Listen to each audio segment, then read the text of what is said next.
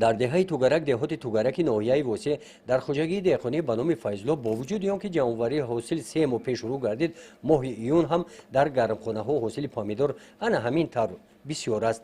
حالت نیال ها و حاصل موجود بوده امکان داده است که یک ماه دیگر خوجگیداران از اینجا حاصل غون دارند.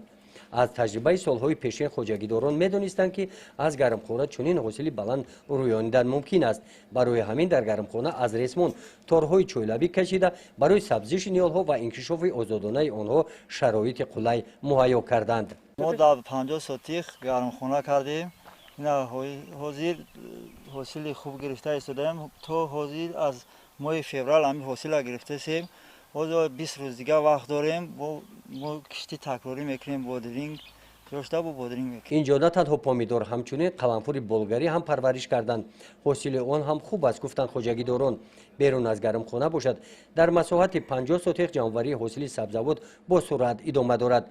از همین زمین همه روزه صدها کیلوگرم محصولات به بازار برآورده می شود. هر روز به هم بازار نویای خودمان تا 250 300 کیلو واردات میکنیم. مثلا کشتی تکراری 20 روز دیگه وقت داریم. اونا جوش تا کشتی تکراری کردیم.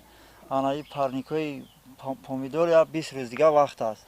در خوجگی دهقانی به نام فیضلو خوجگیداران به قدری زمین میرسند. در مساحت 2 هکتار کشتی سبزیجات و آبچکاری برآمده شده است. این تربوزها هم در این خوجگی پرورش یافتند. این سال یکی از اولین ها شده این محصولات را به بازار برآوردند.